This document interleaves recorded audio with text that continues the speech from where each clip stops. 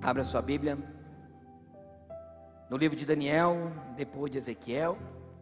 Está o livro de Daniel, capítulo número 4 e o verso de número 34. Nós vamos ler da palavra do Senhor, da palavra do Senhor. Nós estamos no último dia dessas 5 mensagens. Para aqueles que não ouviram e não assistiram, está disponível nos nossos canais, nas redes sociais. E te aconselho a você que não assistiu, assistir. Porque quando no domingo passado o Senhor me falava acerca do tema que nós falaremos hoje, o Senhor me trazia à memória 3 personagens: José, Neemias e Daniel. E é muito tremendo e interessante, porque quando eu fui começar a montar a mensagem, o Senhor me trouxe características desses personagens que nós falamos nos 4 cultos anteriores. 3 individualmente identificadas em cada um, e posteriormente uma que todos tinham. E eu fiquei maravilhado, irmãos, porque quando o Senhor me falava, eu dizia assim: por que 3? Por que 3? É muito difícil falar de 3 personagens numa mensagem que você só tem 30, 40 minutos para poder falar. É muita história, é quase impossível. E por isso eu quero ser bastante objetivo e quero que você tenha muita atenção. Mas é lindo o que o Senhor tem para mim e para você no final. E enquanto eu montava e estudava um personagem, o Senhor dava uma palavra profética para a nossa igreja, que você faz parte. E isso é muito lindo, é para a sua vida, é algo que vai fazer você, nós como igreja, não estamos falando de indivíduo, falando de igreja. É algo tremendo, por isso eu quero que você fique bem atento durante esse período. Vamos ler a palavra do Senhor? Mas o fim, Daniel 4:34. Mas ao fim daqueles dias, eu, Nabucodonosor, levantei os meus olhos ao céu, e tornou-me a vir o meu entendimento. E eu bendisse o Altíssimo, e louvei, e glorifiquei ao que vive para sempre, cujo domínio é o domínio do sempiterno, e cujo o reino é de geração em geração. E todos os moradores da terra são reputados em nada. E segundo a sua vontade, ele opera com o exército do céu e os moradores da terra. Olha que lindo isso, irmãos. Ele opera com quem? Com o exército do céu e com os moradores da terra. Você faz parte desse exército terreno. Ele tem o exército dos céus, mas você faz parte do exército terreno. Ele opera com os dois. Tremendo. Continuamos. Não há quem possa estorvar a sua mão e ele diga: que fazes?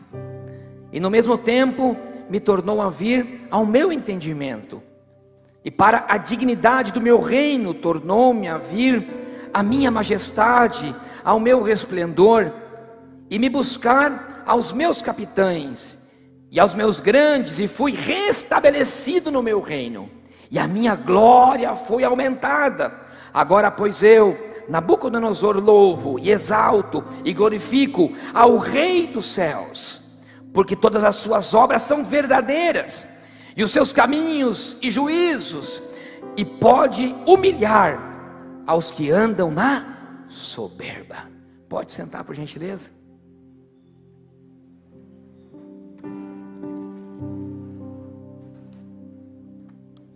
Na terça-feira de manhã, irmãos, a Radassa acordou muito cedo. A pastora vai lembrar, era tipo assim, umas 6 horas da manhã. Eu levanto 6:30, acho que era umas 5:40. E como o quarto dela assim é bem do ladinho do nosso, né? Qualquer mexidinha dela a gente ouve. Aí eu vi que os passinhos dela, e ela fica escondidinha, assim, entre a porta e um guarda-roupa. Ela fica escondidinha, porque a gente sempre briga: vai dormir, porque ela quer dormir com a gente, né? E daí eu via que ela fazia força. Eu falei: eita, né? Aí ela chegou na beiradinha da cama e falou: cocô. Aí eu e a pastora meio sonolenta, falei: vai, amor. Ela falou: vai, amor. Vai, vai, amor. Eu falei, vai, amor. Ela, vai, amor. Eu falei, opa, já estou indo. Não, brincadeira, não foi assim, não.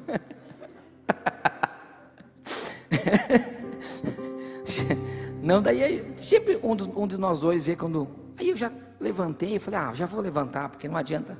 Quando eu olhei a hora, eu falei, tadinha, minha esposa, ela precisa descansar, vou eu então, que já vou ter que levantar mesmo. Aí eu levantei, troquei ela, aquele aroma inundou o ambiente. Aquela presença. Aí peguei, troquei ela e tal. E aí ela veio rapidinho, ela parece um ratinho, e já se joga no meio da gente. Eu falei, vou ficar aqui deitadinho um pouquinho mais, né? Porque é meio cedo, até dar umas 6h15 pelo menos, levantar, tomar um chimarrão. Aí eu comecei a olhar para ela. E comecei a me lembrar daquele mistério do cocô dela. Eu falei assim, meu Deus. Eu falei, como é que pode? Eu falei, é só Deus. Pra gente comer aquelas coisas tão gostosas e sair algo tão fedido lá embaixo. Você tá rindo, né, irmão? Aí eu falei assim, só Deus mesmo pode ter feito uma coisa assim. Olha a beleza, olha a perfeição que é o ser humano. Irmãos, Deus fala de uma vez um jeito tão inusitado, né, em cada situação. Aí eu olhei para ela assim e falei assim, nossa, como que... Eu falei, é impossível. Deus, como que tem gente que pode imaginar que uma perfeição dessa, ela possa ter vindo um macaco? Eu falei assim, que possa ter vindo da explosão do cosmos. E eu falando com Deus ali. E lembrando desses 3 personagens, tudo isso no mesmo momento. E aí o Espírito Santo falou no meu coração, eu estou em todos os lugares, mas as pessoas não conseguem ver. Eu falei, Senhor. Ele falou assim, olha para a sua filha. Eu falei assim, ele falou para mim assim, do que ele é feito? Eu falei, de células, Senhor.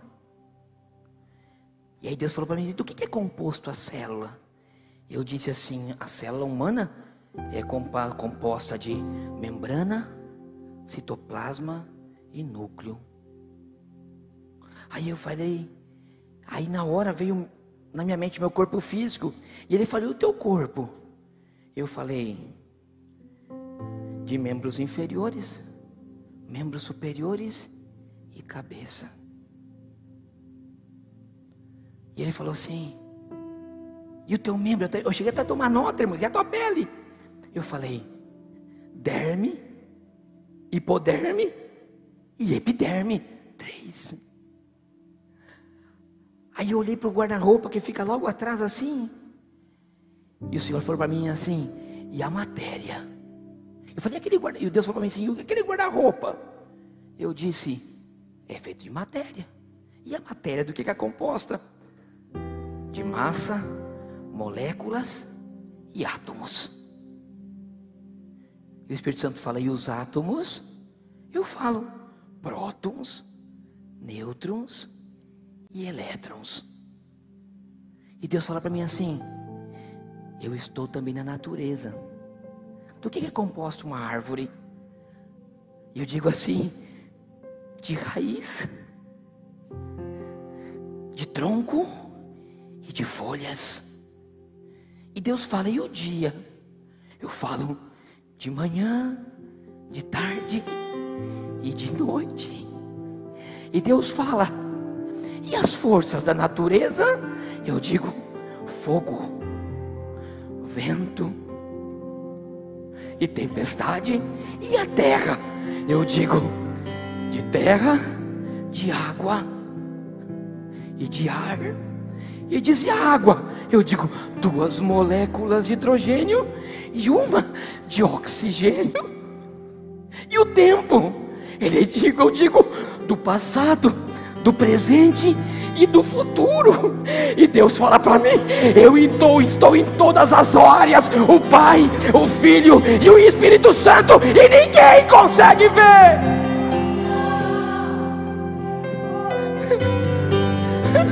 Ele Ele diz: eu fui, eu sou e eu serei.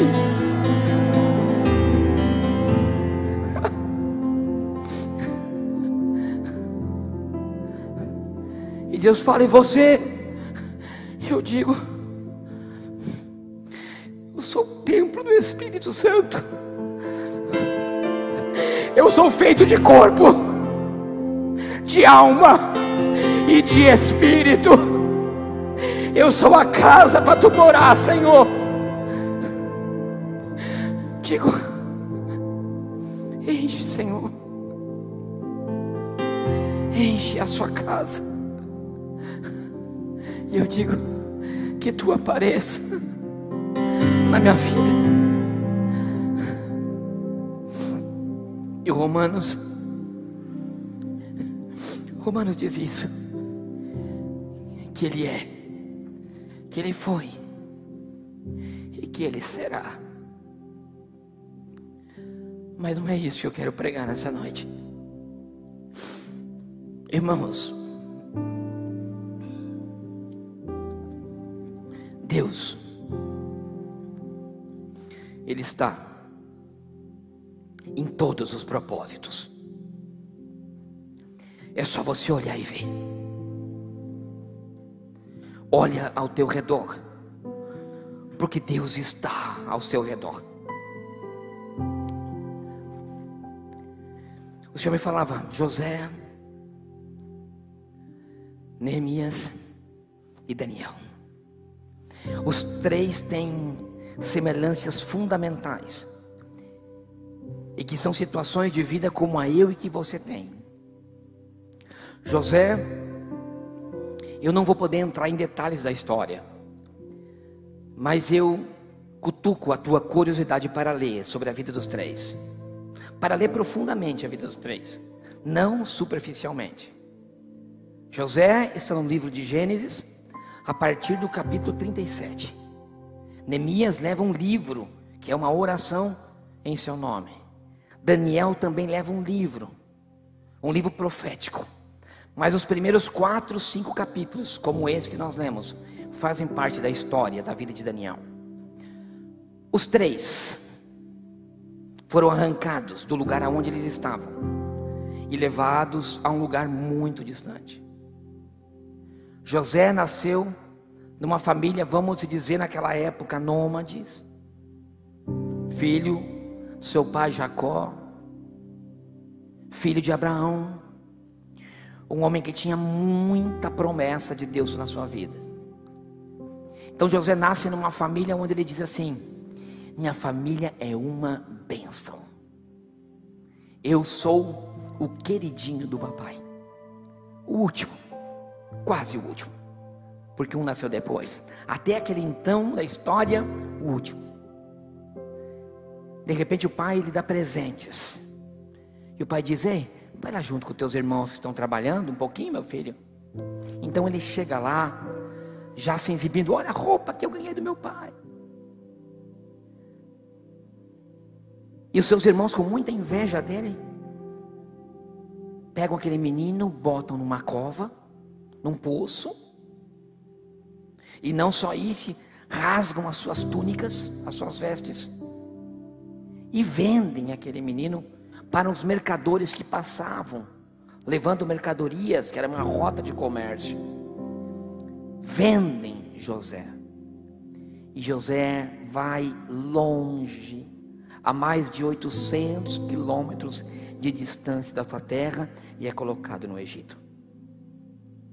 Neemias era copeiro de um rei, o rei da Babilônia, o homem mais poderoso naquele então.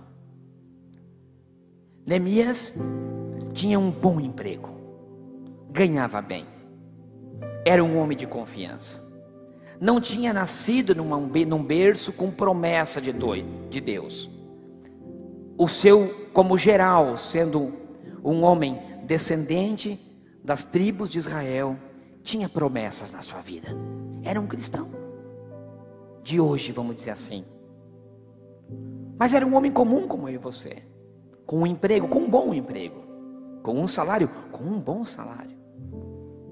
E de repente, ele foi tocado por uma palavra. Um dia alguém disse: existiu uma Jerusalém. Aonde os teus antepassados viviam, era um lugar abençoado. Mas hoje, está destruído. O inimigo, esse que você serve aqui, ele domina lá e mandou destruir tudo aonde teus pais moravam.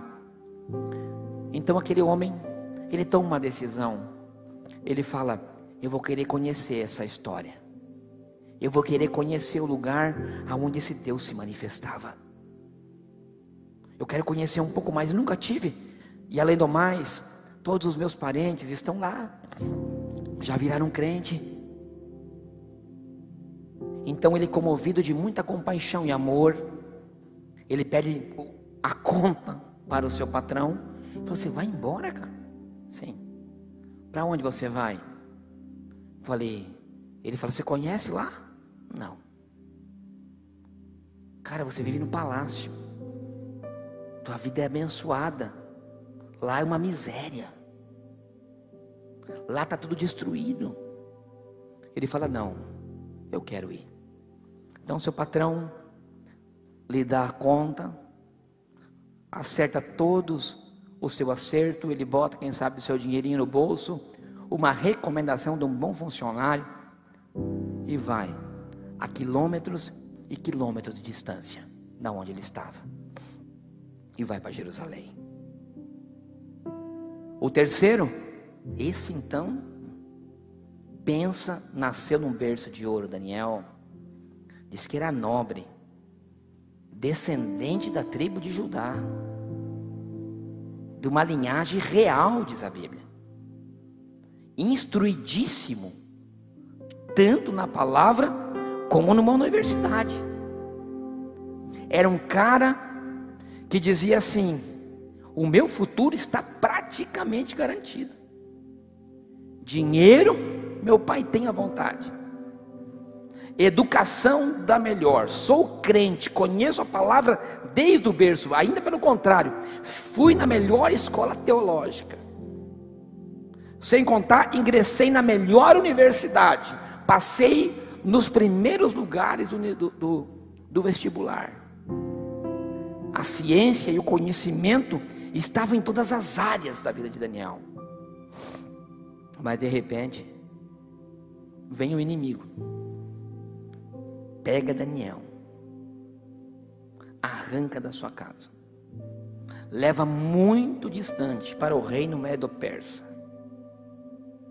e coloca nas mãos de Nabucodonosor, um tirano da época. Se perceba algo comum já de entrada nos três. Os três foram levados num lugar aonde eles não queriam estar. Foram arrancados da onde eles queriam, quem sabe, começar as suas vidas. E eu quero dizer algo, meu irmão e minha irmã, e para você que me assiste. Quem sabe você diz assim: eu hoje, eu não estou no lugar aonde eu queria estar. Quem sabe Deus te tirou de um lugar, te levou a outro, te tirou de uma família, te levou a outra, te arrancou de um emprego, te colocou em outro. Mas uma coisa eu posso te dizer: na vida desses três homens havia um propósito de Deus. Eu quero que você entenda que nem sempre nos lugares aonde nós estamos, que nós não queremos estar, é um lugar amaldiçoado. Nós temos que entender que Deus tem os seus propósitos. E a primeira coisa que eu quero que você entenda, que o lugar que hoje você está, quando eu falo de hoje, não estou falando dessa igreja, é na circunstância da vida que você se encontra hoje. Eu posso dizer, é o lugar aonde Deus te colocou e permitiu que você esteja. Nesse lugar aonde os três foram levados, baixo ao jugo de um homem que não era um homem de Deus. O primeiro vai cair na mão do faraó. O segundo, ele cai na mão do rei babilônico. O terceiro cai na mão de um rei persa. Primeiro, José é tentado de uma maneira. Ele é vendido para Potifar, que era o primeiro homem, o primeiro ministro do faraó. Ele vai trabalhar dentro da casa de Potifar.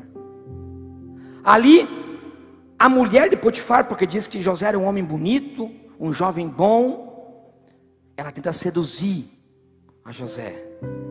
E José permanece fiel. O segundo começa a reconstruir os muros de Jerusalém, Neemias. Ele chega em Jerusalém e vê aquela destruição e une a primeira coisa às famílias. Ele diz: ei, as famílias são importantes. Se você vê a história, ele começa a colocar as famílias numa linhagem para reconstruir o que estava derrubado perto das suas casas. Isso é muito profundo, escute. Em segundo lugar, ele começa a demonstrar que a vida, para ser reconstruída, não pode ter divisões de classes sociais. Se você ler a história de Neemias, você vai ver que ele coloca um ourives ao lado de um ombreiro para trabalhar. Ele coloca o escriba, o conhecedor, o letrado, do lado de um ignorante para trabalhar. Ele começa a demonstrar que para haver reconstrução na vida, nós não podemos ter diferenças entre uns e outros, e a família sempre será a nossa base sólida e forte, que é o que Deus tem tentado nos mostrar nesses últimos dias, com isso que tem acontecido aí fora. Mas qual foi o problema de Neemias? O mundo que estava ao teu redor, simbolizado por Sambalat e Tobias, começa a lançar palavras de desânimo na vida de Neemias. Começa a dizer: você não vai conseguir reconstruir, você não vai conseguir fazer e executar o plano que você tem, porque vocês são incapazes. A maneira que o diabo tentou derrubar Neemias foi com palavras. Ele tentou ser derrubado pelo desânimo. Ele tentou ser derrubado pela depressão. O terceiro, Daniel, quando chega no reinado de Nabucodonosor, a Bíblia não diz, mas os estudos dizem, e eu vou quase que concordar com essa tese, só não posso dizer que ela é verdadeira. Por quê? Porque não está na Bíblia. Mas os eunucos da época de Nabucodonosor eram castrados. O que eram os eunucos, pastor? Eram os serviçais. Eles pegavam os jovens e castravam os jovens, os homens jovens, para servir, para que tenham menos hormônios. Isso é muito claro, porque quando você olha na época das esculturas medo-persas, principalmente nas gravuras em rochas, aqueles, se vocês pesquisarem um pouquinho na internet, imagens, ou forem em museus, vocês vão ver assim que na época medo-persa, o rei era um homem barbudo, porque era um símbolo de masculinidade e poder. E os serviçais que estavam ao seu lado sempre eram moços sem barba. Mas não era porque era cortada a barba, é porque com o longo do tempo, sem o hormônio masculino, a barba começava a ser diminuída. E era algo que era normal os eunucos serem castrados. Então você imagine que Daniel, com todo um futuro pela frente, imaginando um futuro pela frente, ele chega e diz assim: cara, nunca mais vou poder reproduzir. De mim não sai nada. Eu não posso gerar. Não haverá multiplicação na minha vida. E foi tão lindo, pastor, hoje de manhã, porque quando falava isso, eu vi que o pastor começou a meio que se emocionar, e ele me chamou aqui no final, ele falou: pastor, eu sempre dizia isso para Deus: Deus, eu não vou poder reproduzir. E hoje a Vivi está grávida, né? Um milagre. E ele ficou todo emocionado, ele falou assim: porque era isso que eu dizia. E o cara chega lá e perde todas as suas esperanças. E pior, ele chega e aquele rei diz assim: olha, chega com manjares, com pratos. Ele diz assim: e agora você vai ter que comer da minha comida, beber do meu vinho. E Daniel mesmo assim diz: não. Chego com o prato, com as delícias que o mundo da Babilônia poderia oferecer na sua frente.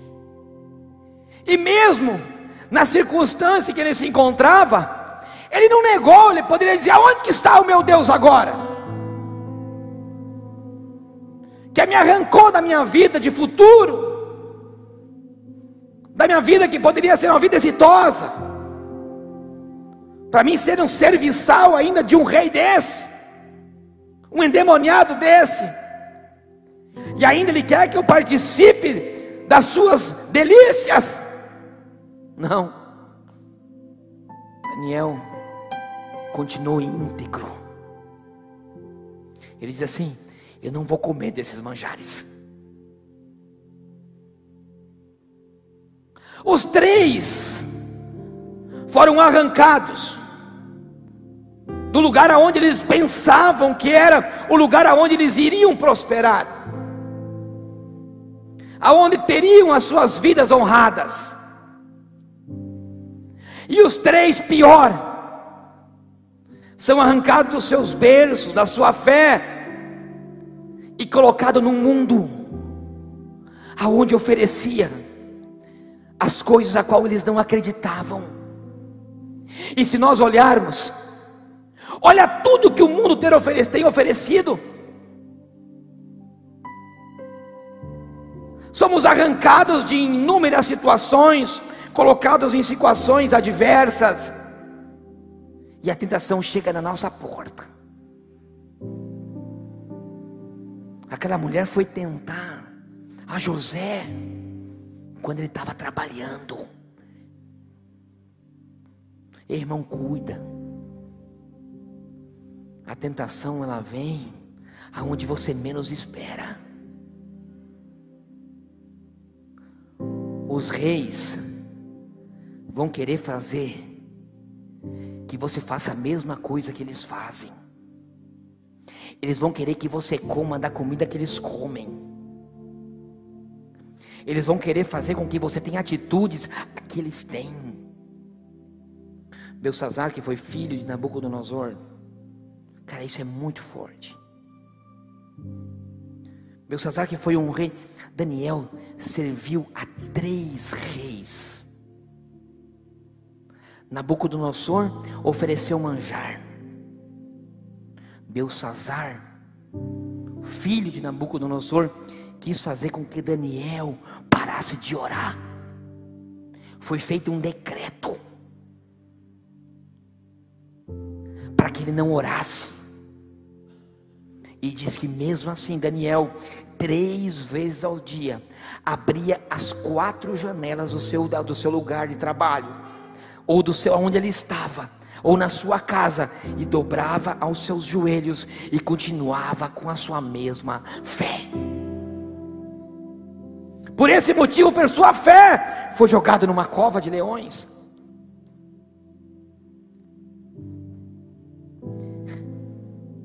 E mesmo assim, Belsazar, imundo, diz que pegou as coisas que Nabucodonosor trouxe do templo de Jerusalém, as coisas sagradas,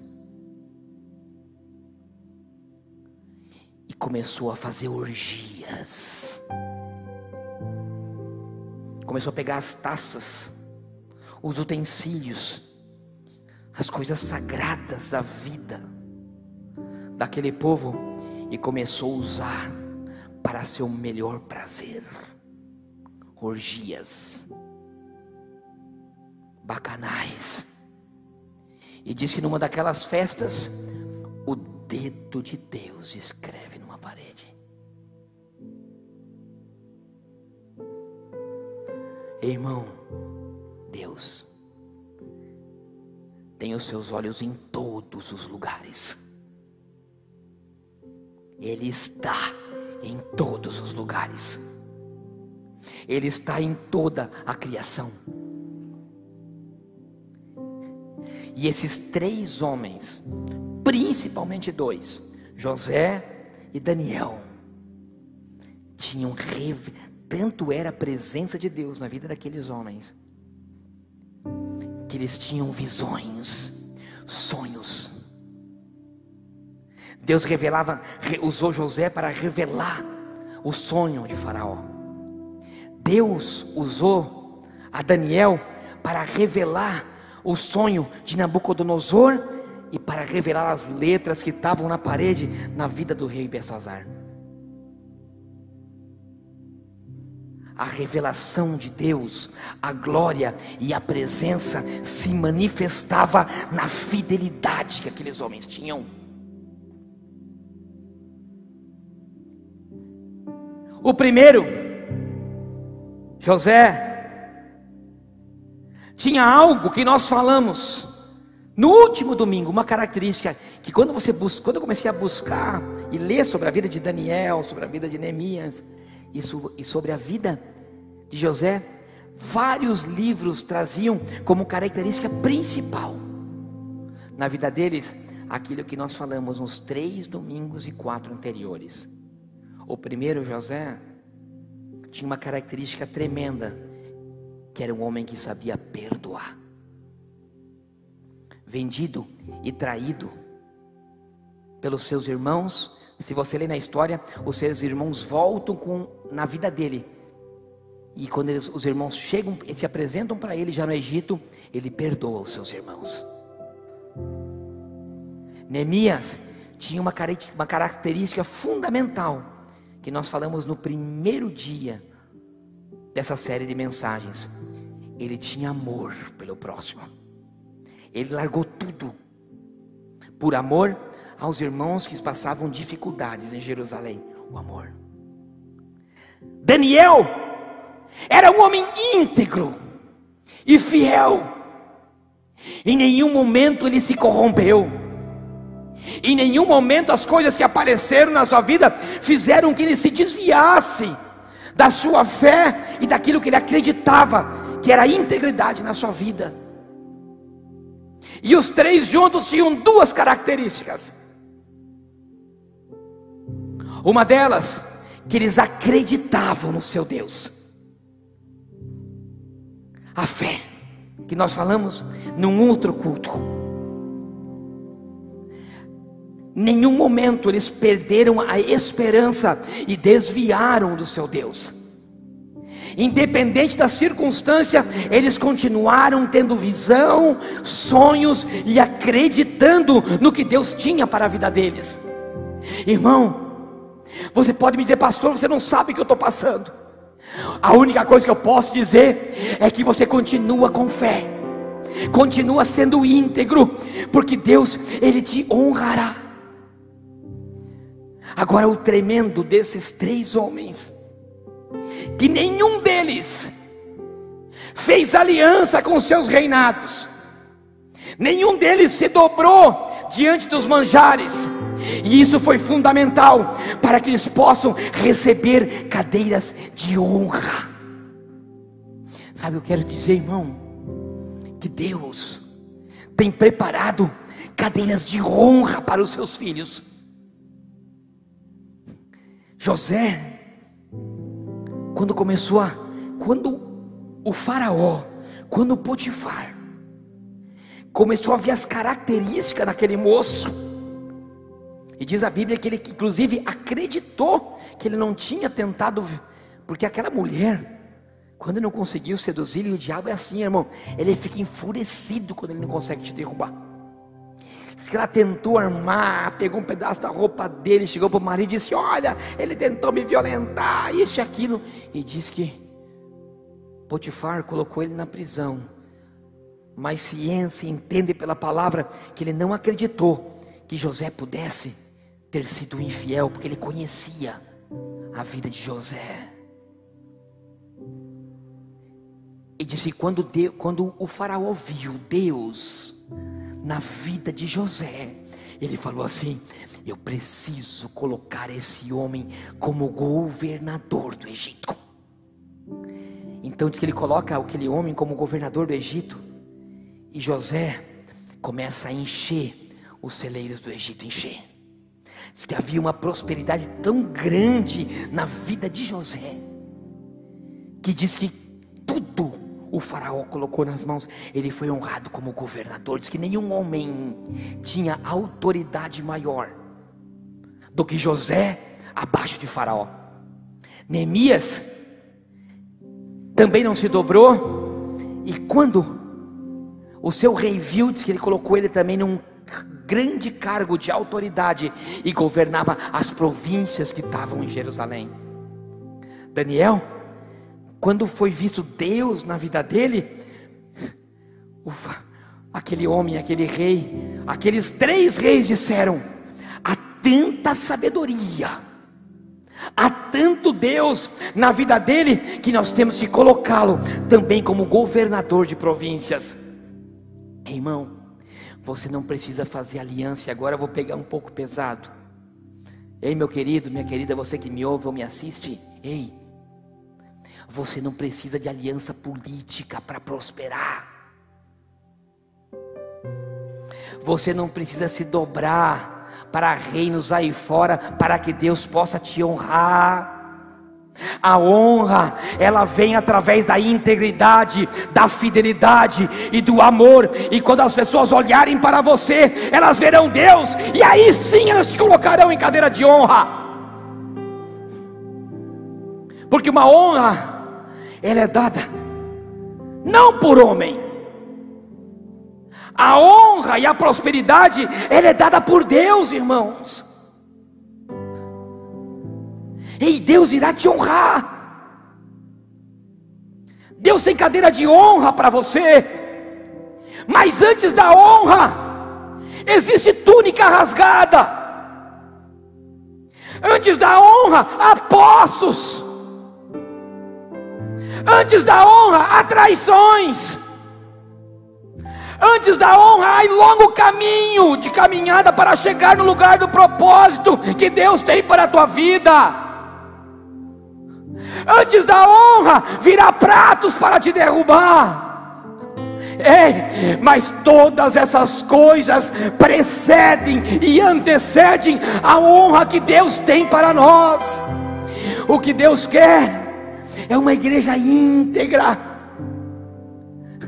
O que Deus quer é uma igreja para um projeto dele. Veja José. José foi levantado por Deus numa terra estranha para encher celeiros. Neemias foi levado por uma terra estranha para restaurar coisas. É tão tremendo que diz que Neemias, eu li a história e fiquei fascinado, porque eu já tinha lido várias vezes, mas especificamente nessa eu senti algo tão forte, irmãos, porque eu lia a história de Neemias, e chega um momento da história que eles estão restaurando, e diz que Neemias, eu imagino assim, irmãos, porque imagina que Neemias era um cara que não conhecia Deus, pastor Sérgio, só de ouvir falar. Era mais ou menos aquele pessoal que ouve, que é simpatizante. E chega no momento da história que você lê, você vê que ele tinha Esdras, que era um cara que conhecia um pouco da palavra. Então eles começaram a cultuar. Chamaram os levitas, os sacerdotes, e começaram. Neemias começou a participar do culto. E de repente, só que sabe como que era o culto naquela época? Era mais ou menos assim: tinha um levita que louvava, eles adoravam, tinha Esdras que falava das coisas de Deus. Só que diz a Bíblia que de repente, lá no meio dos escombros, encontraram um livro, e chegaram e entregaram na mão de Neemias. Neemias pega aquilo e fala: é a palavra, é a lei. Eu imagino Neemias chamando: ei, vamos fazer um culto diferente. que você encontrou, meu? Eu tenho aqui um livro. Aí eu imagino Esdras chegar e dizer assim: é a lei. E diz que naquele dia, isso, irmão, está na Bíblia, está no capítulo 8, né? Depois você lê. Diz que eles chegaram e falavam: hoje nós vamos fazer um culto diferente. E diz que eles começaram a adorar os levitas e louvar, e aquela unção, aquela coisa gostosa. E diz que de repente, num púlpito de madeira, a Bíblia é detalhada. Imagina que eles fizeram um púlpitozinho para ficar mais alto, de madeira. Diz que eles se colocaram de pé. E diz que eles começaram a ler a palavra. Eles leram da noite até o amanhecer. Mas sabe o que me fascinou, pastora? Que algo que nós não temos visto nos nossos cultos aconteceu. Escute, eu vou ler para você, preste bem atenção aqui. Eu vou ler, depois você lê na tua casa. Neemias capítulo 8, verso 9. E Neemias e o sacerdote Esdras, o escriba e os levitas, que ensinavam o povo, disseram: este dia é consagrado ao Senhor, pelo que não vos lamenteis, porque todo o povo, escute, pastor Walter, todo o povo chorava, ouvindo a palavra. Pastor Antônio, a Bíblia é o livro mais vendido do mundo, mas o menos lido. As nossas bibliotecas são cheias de livros de inúmeros autores. Eu vejo irmãos reconhecidos e dizendo: leia tal livro, leia tal livro, leia tal autor, leia tal autor. É maravilhoso ler outros livros, só que a igreja perdeu o amor de ler a palavra. Eu volto a dizer, é o livro mais vendido durante todos os anos.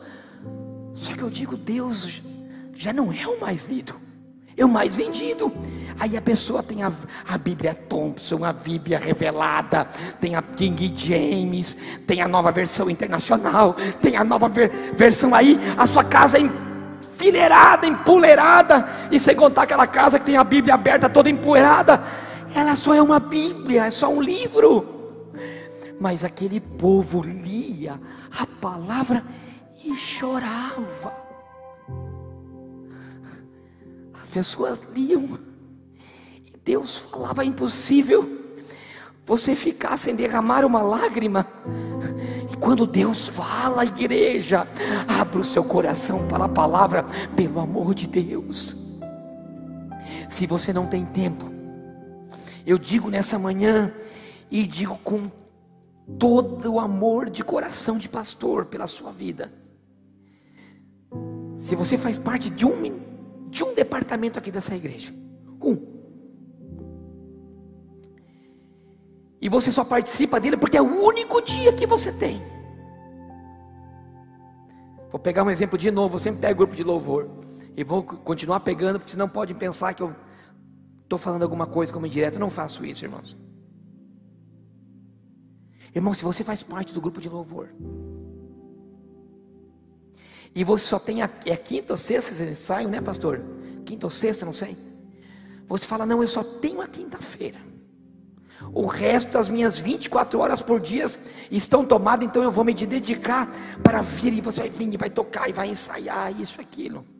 E se você não lê a Bíblia, eu vou falar para você: abandona o grupo de louvor e pega esse teu único dia, fica na tua casa, abre isso aqui e começa a ver o que está escrito, porque isso aqui é a maior revelação que um homem e uma mulher pode ter na vida.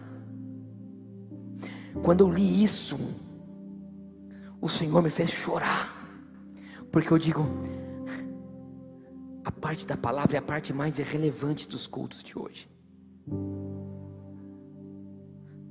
Neemias restitui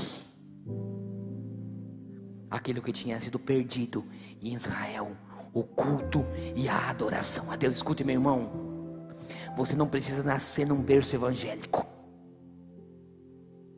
você não precisa ter identificação teológica,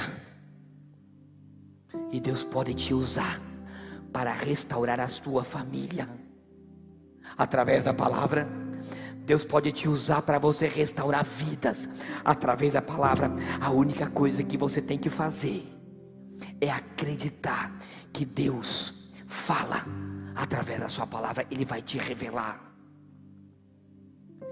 E eu orei a Deus, digo: Deus, revela a tua palavra para a tua igreja.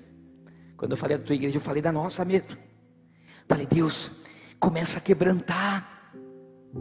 Deus começa a colocar a sede na nossa igreja de voltar a buscar a essência, de buscar, de amar, ler, de pegar livros para entender, mas não pegar livros para ser. Deus te me perdoe, irmãos, mas tem gente, irmãos, que não pode ler outro livro. Eu conheço irmão que não pode, porque ele lê um livro bem escrito, ele acredita naquilo, já fica tudo confundido. Irmão, a Bíblia nunca vai te confundir, porque a Bíblia não é doutrina, a Bíblia não é ideologia humana. Pega a tua Bíblia e compra um dicionário bíblico. Cara, com esses 2 livros, Deus vai abrir o céu sobre você. Só com esses 2, mais nenhum. Um dicionário bíblico, só um. Diante de Deus, irmãos, o que eu mais aprendi da palavra foi a minha Bíblia, o meu dicionário bíblico e as minhas teologias sistemáticas que eu tenho, porque ali trazem versículos, de uma palavra te leva a outra, de outra para outra, de outra para outra, e aí você começa a conhecer verdadeiramente o que Deus tem para a tua vida. Neemias restaurou. Enquanto que José foi chamado para encher celeiros, Neemias foi chamado para restaurar. O que eu quero dizer, igreja, que através dessas 5 mensagens, Deus vai fazer um rebuliço na tua vida. A uns vai chamar para encher celeiros, o outro vai chamar para restaurar. E alguns são Daniéis. Alguns serão levantados com integridade. A tua integridade será espelho. Olha que tremendo, irmãos. Você leu comigo, Daniel? Cara, eu achei tremendo.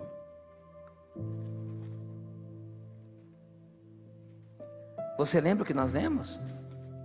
Ou só por cima? Preste atenção sempre nos textos que são lidos. Escute 34 de Daniel 4. Eu já vou finalizando.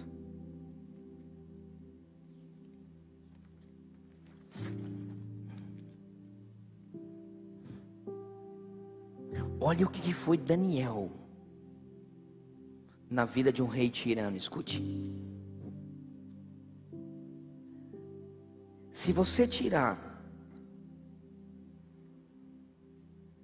a palavra Nabucodonosor do verso de número 34, eu vou tirar a palavra Nabucodonosor só. Olha o que diz, é uma oração. Mas ao fim daqueles dias, eu, pastor Sérgio ou pastor Walter, qualquer um, levantei os meus olhos aos céus, e tornou-me a vir a mim, e glorifiquei ao que vive para sempre, cujo domínio é o domínio sempiterno, e cujo reino é de geração em geração. E todos os moradores da terra são reputados em nada. E segundo a sua vontade, ele opera com um exército do céu e com os moradores da terra. Olha que palavra ungida e tremenda.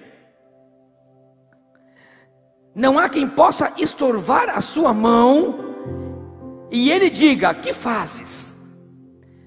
No mesmo tempo, se tornou a vir o meu entendimento, e para a dignidade do meu reino tornou-me a vir a minha majestade, o meu resplendor, e buscaram os meus capitães, os meus grandes, e fui restabelecido no meu reino, e a minha glória foi aumentada. Agora, pois eu, fulano de tal, louvo e exalto e glorifico ao Rei dos céus. Rei em letra maiúscula, está falando ao Deus, ao nosso Deus. Porque todas as suas obras são verdades, os seus caminhos, juízo, e pode humilhar aos que andam na soberba. Se você não sabe que é Nabucodonosor, você vai dizer, é uma oração ungida de um crente.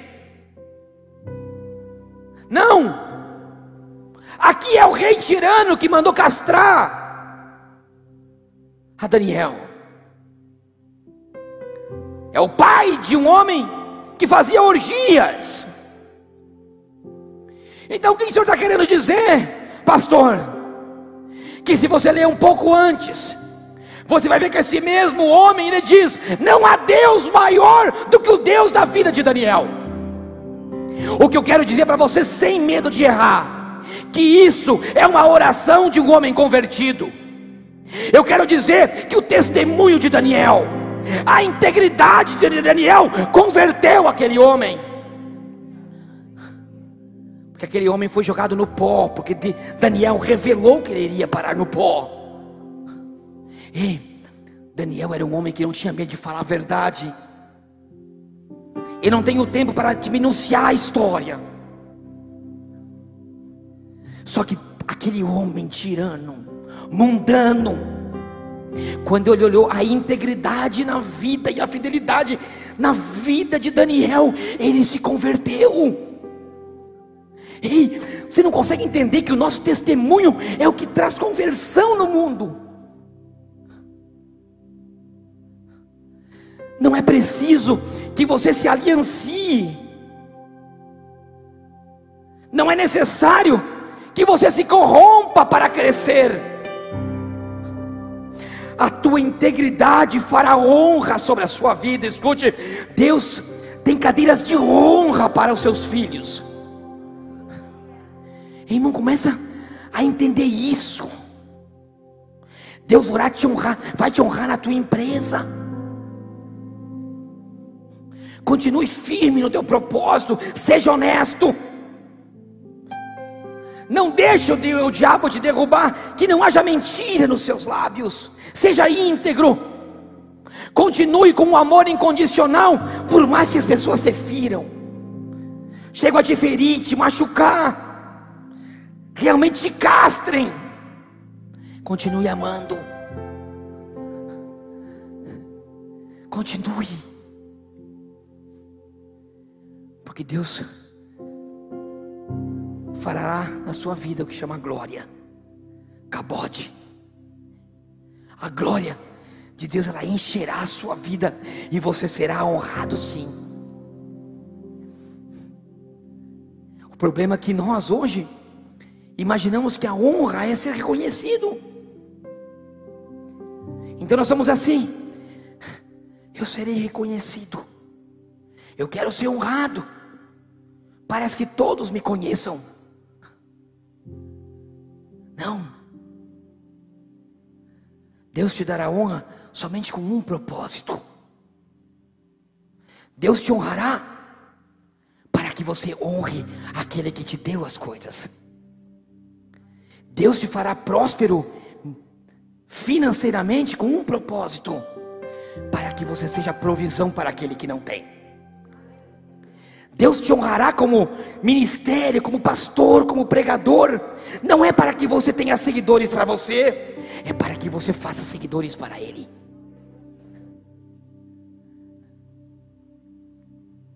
Nós não precisamos ser reconhecidos por ninguém.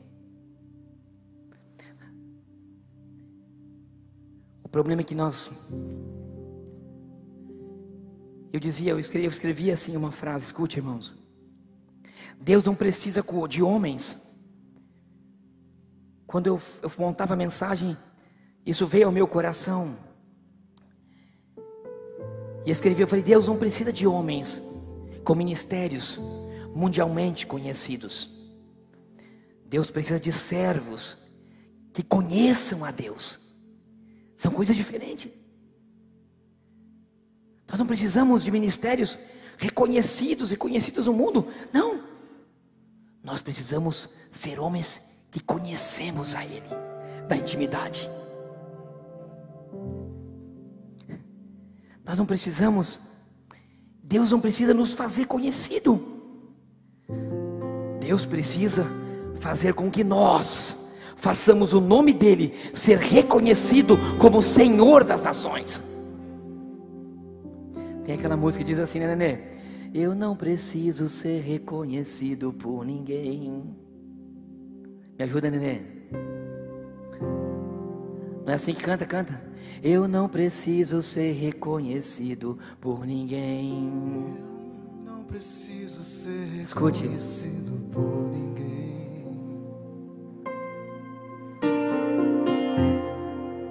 A minha glória é fazer com que conheçam a Ti. É bem assim. Olha o que diz. E que diminua eu, para que Tu cresças, Senhor, mais e mais. É assim. Segura, né? Eu não preciso ser reconhecido por ninguém. Eu preciso conhecer a Ele. Deus tem um plano tão grande, porque assim, a gente imagina que os holofotes têm que brilhar na gente, né? O holofote é essa luz que brilha. Então a gente fala assim, não, a luz tem que brilhar em mim. E Deus ministrava no meu coração, não. O holofote não tem que bater em você, para você brilhar. O Espírito Santo me dizia, a minha luz já brilha em você.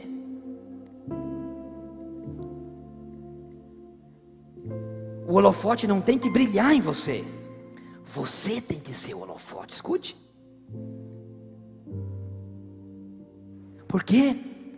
Porque o holofote ilumina onde está escuro. Ei, o brilho de Jesus na sua vida vai trazer luz na escuridão de vidas que estão perdidas. Você é o holofote. Então diga para Deus, Deus, que a Tua glória brilhe em mim, que a Tua presença se manifeste em minha vida. Agora olha, vocês estão começando a entender a mensagem. Deus brilhava na vida de José.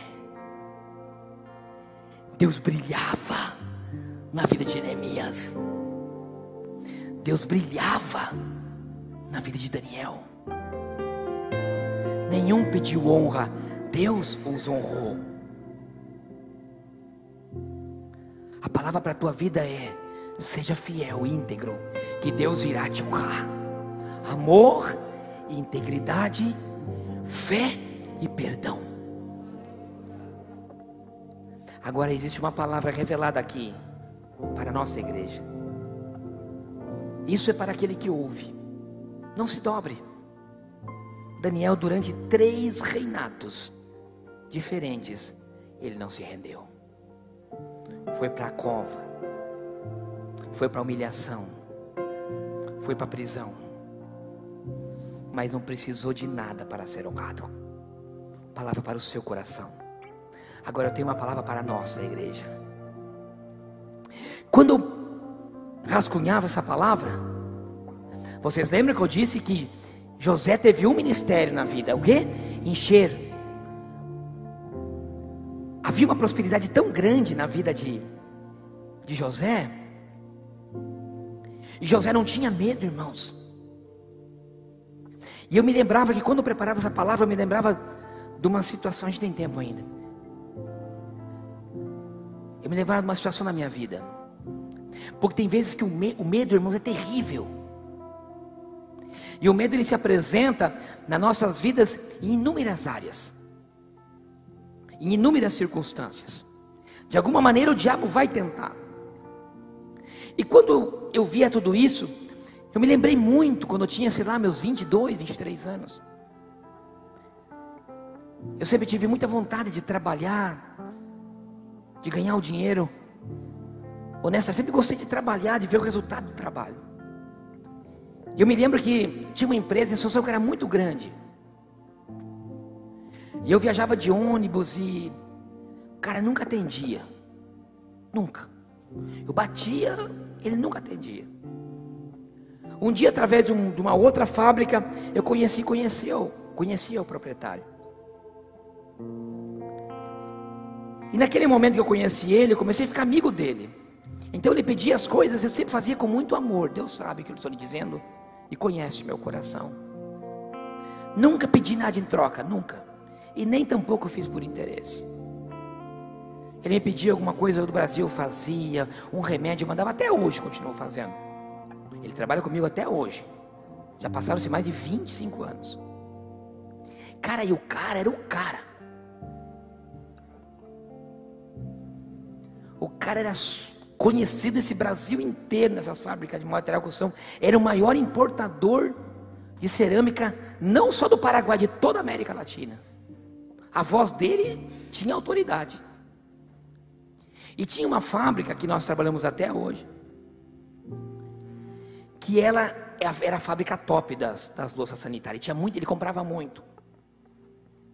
Só que, cara, os caras também são dono do Itaú, dono da Itaútec, da Duratec. Então, um dia teve uma reunião em Assunção. Eu tinha meus 23, 25 anos. Aí, eu não contei isso de manhã, mas o Senhor me fez lembrar, quando eu montava, é porque alguém tem que ouvir isso agora à noite. E aí eu lembro que eu cheguei em Assunção, subimos no 3º andar da loja dele, e eram aquelas mesonas grandes de reunião assim. Então sentou o diretor de exportação daquela fábrica assim, o gerente geral da fábrica aqui, e aí sentou ele aqui, e sentou eu aqui. O medo tomou a minha vida ali naquele lugar. Medo de falar. Eu falei assim, e num determinado momento, eu me sentia assim, sabe, aquele, sei lá, porque, cara, estamos falando dos caras e eu nada, entendeu? Começando a vida. E eu lembro que ele chegou, eles começaram a falar algumas coisas das compras, das vendas e tal. E chegou um momento que esse dono dessa loja, que já era meu amigo naquele momento, ele falou assim, ó, sem muita conversa. Ele falou assim, esse aqui é o fulano de tal, dá o teu cartão para ele. E eu, boca fechada, tinha medo até de gaguejar, irmãos, de falar besteira. Ele falou assim, se a partir da semana que vem vocês não mandarem todas as minhas cargas por ele, eu cancelo todos os meus pedidos com vocês. Os caras, não tem mais, está encerrada a reunião.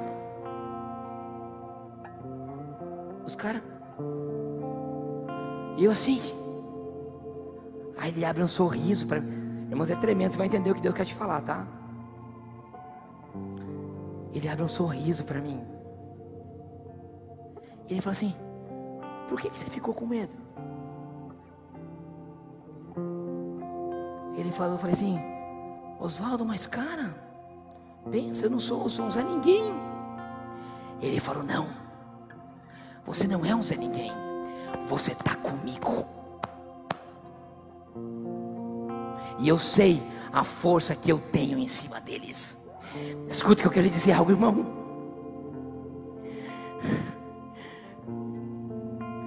Você não é um Zé Ninguém. Você é o queridinho de Deus.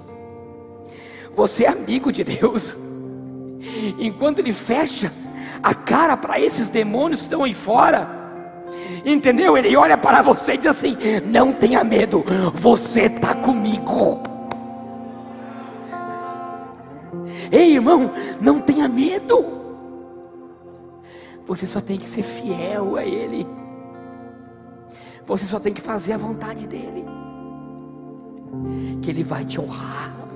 Eu nunca me senti tão honrado sem ter nada, porque a honra não está na cadeira,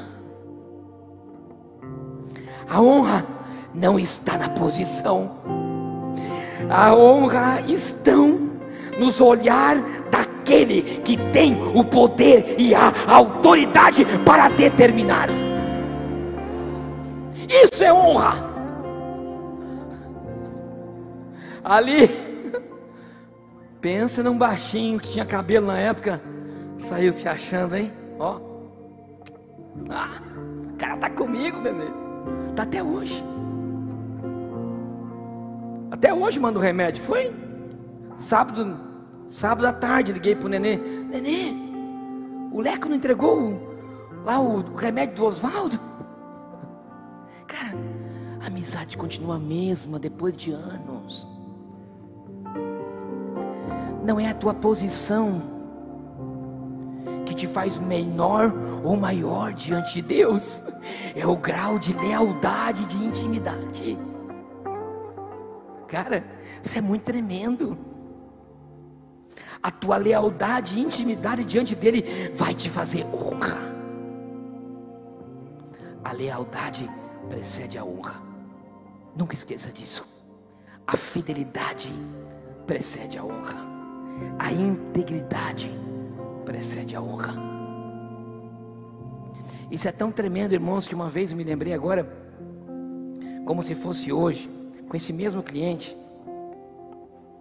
Ele precisava muito de uma mercadoria.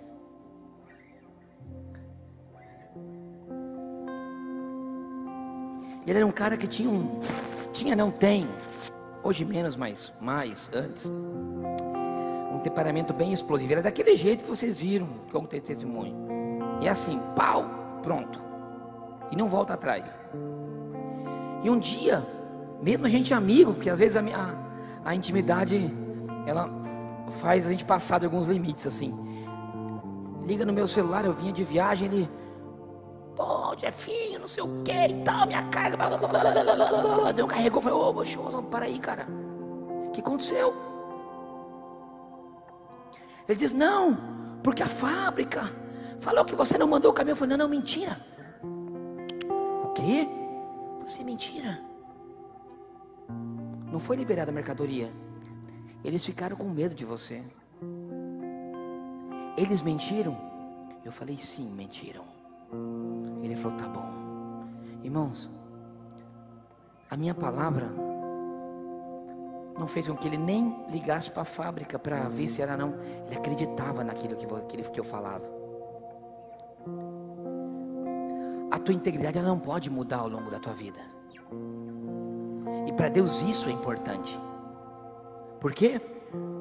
Porque Deus vai determinar algo e a tua verdade vai prevalecer. A tua fidelidade, a tua integridade diante dele vai fazer que ele tenha atitudes ao teu favor. É isso que aconteceu em Daniel, em José e em Neemias. Ele viu corações íntegros. Ele viu homens e mulheres que não queriam glórias para ele próprio. Queriam que o nome dele aparecesse. É o nome dele que tem que aparecer. Irmão, José, para mim finalizar. Quando eu li aquela passagem, diz que José tinha os celeiros cheios, escute. E diz que a fome começou a bater no Egito. Então chegavam as pessoas com muita fome e batiam para José como governador e diziam, nós estamos com fome. E ele falava, eu tenho comida para dar. Aí eles falavam, mas nós não temos dinheiro, porque está terrível a terra. Aí ele falava assim, o que você tem? Ele falou, eu tenho minha terra. Então José dava comida e recebia a terra como troco. E disse, dessa maneira, toda a terra do Egito ficou na mão de José. Porque ele tinha comida para dar no momento em que faltava comida. Ele dava comida e recebiam terra. E Deus falou: essa é a palavra para a tua igreja. Eu disse: como, Senhor? Fala para eles encherem o celeiro. Fala para eles encherem o seu celeiro com grãos. Falam para eles se alimentarem. Começa a armazenar. Começa a armazenar de Deus. Porque quando nós estivermos cheios de Deus, o mundo que está aí fora com fome virá a nós. Nós daremos pão. E quando nós daremos pão a Ele, eles darão a terra. Nós daremos pão e a terra virá. Ei, é uma palavra profética. Se encha.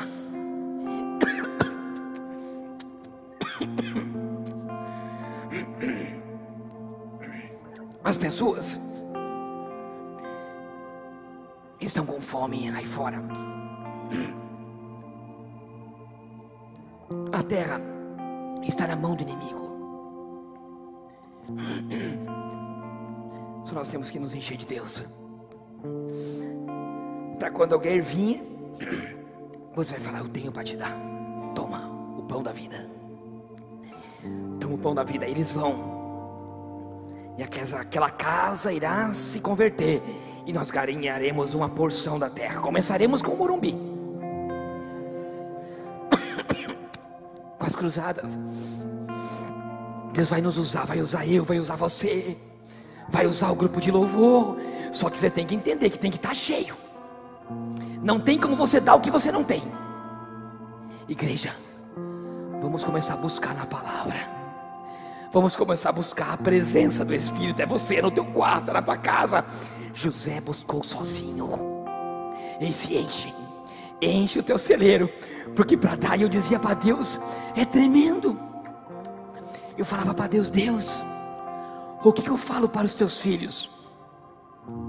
Esses tempos atrás, durante a pandemia, foi tremendo para mim, irmãos, a pandemia.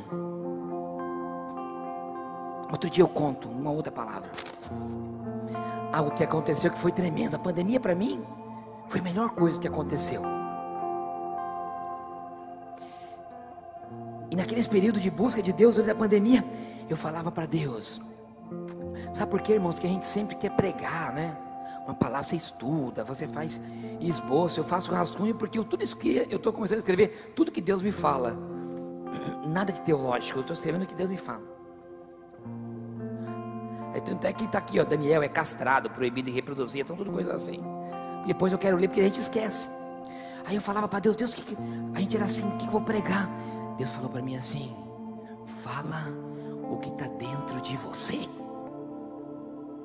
Irmão, fala o que está dentro de você. Deus vai te usar, vai usar o pastor Sérgio de um jeito, o pastor Antônio de outro jeito, a pastora Daniela de outro jeito, o pastor já, você é todos. E você não precisa copiar ninguém. Deus não quer réplica. Deus não quer cover. Deus não precisa de levita cover. Deus não precisa de pregador cover. Ei, sabe por quê? Porque Deus não produz réplica. Deus produz um único ser. Você é único. A tua digital é o DNA dele, só existe você. Não existe mais ninguém na terra. Pode existir vários igual ao teu nome, mas a tua digital é única. Acredite no potencial que está dentro de você. Porque assim como naquela reunião, você se acha pequenininho, mas Deus fala: eu estou contigo, não temas, porque enquanto que você estiver comigo, você estará seguro. Fica de pé.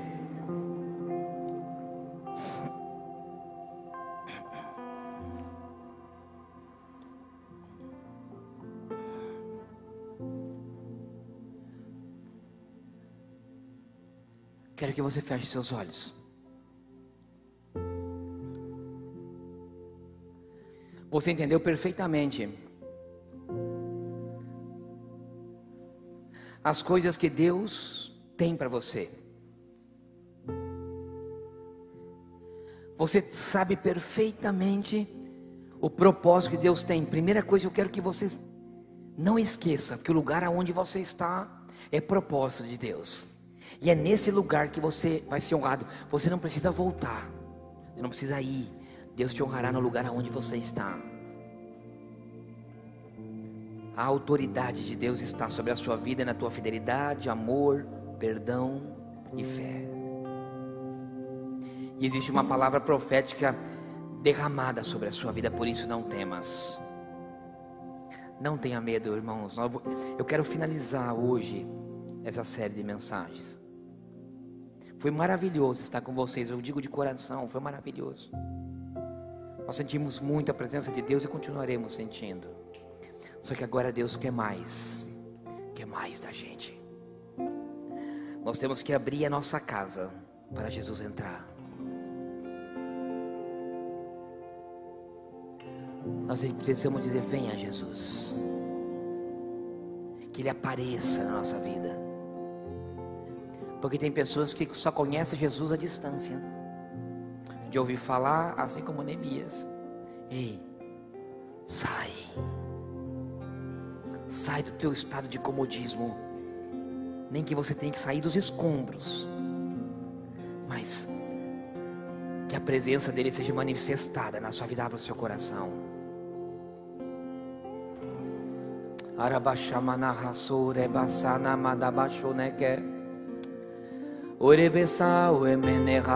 Comece a adorar ele.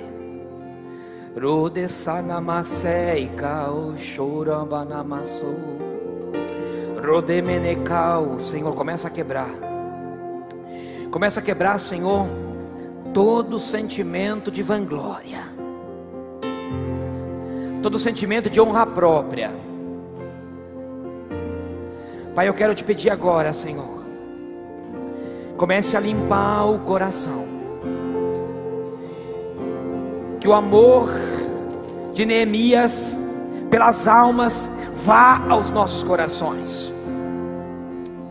Que a integridade de Daniel permaneça em nossas vidas. Que o perdão de José se manifeste nas nossas vidas, Senhor. E que a tua honra e a tua glória seja derramada sobre nós, Senhor. Rabadamachou emeneraço ribisai Duribissou amanau e biocou amanarés. Não preciso ser reconhecido por ninguém. Diga isso. A tua glória é fazer com que conheçam a ti. E que diminua eu, para que tu cresça, Senhor, mais e mais.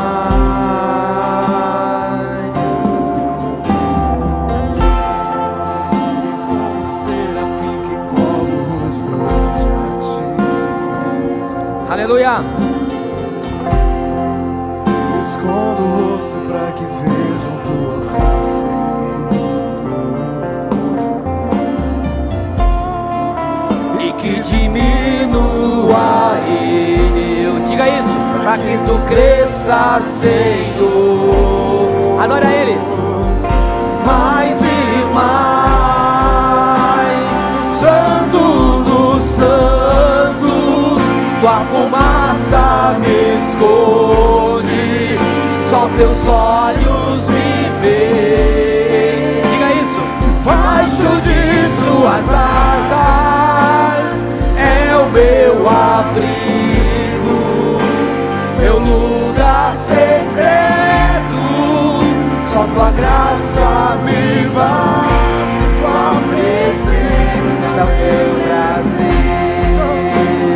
Santo dos Santos, Adora Ele. Só fumaça me esconde, só teus olhos me veem. Debaixo de tuas asas é o meu abrigo, meu lugar secreto. Só graça me basta, tua presença é o meu prazer. Senhor, quero apresentar, Senhor, nossas vidas ao findar, Senhor, desses cinco domingos, Senhor, de ministração. Quero te agradecer, Pai, de coração, perante, Senhor, a igreja, pela tua presença que foi manifestada aí em primeiro lugar. Que cada uma dessas palavras, Senhor, elas sejam vivas e transformadoras nas vidas, Senhor, de nós que estamos aqui, bem também como aqueles que me ouvem pela rádio, pela internet. Pai, que a tua honra ela seja manifestada em nossas vidas, que a tua glória seja manifestada, e nós nos colocamos à disposição, Senhor, para ser esse instrumento. Nos comprometemos, Senhor, em te buscar, em te conhecer, de encher os nossos celeiros, para que nós possamos dar. Nós daremos pão e o Senhor nos entregará a terra. Senhor, domínios cairão, o teu nome será reconhecido, o teu nome será exaltado. Pai, a nossa igreja, Pai, eu quero te pedir, Senhor, que essa igreja seja reconhecida como a igreja que profere a palavra. Pai, levante jovens missionários, assim como eu disse, Senhor. Pai, coloque nesses jovens a sede do evangelho, a sede de levar a tua palavra, essa palavra transformadora. Pai, essa honra que só vem, Senhor, com a tua presença e a tua glória. Eu determino isso, Pai, para nossas vidas, no nome de Jesus. E todos dizemos amém. Dá um aplauso para ele, por favor. Aleluia. Aleluia. Glória a Deus.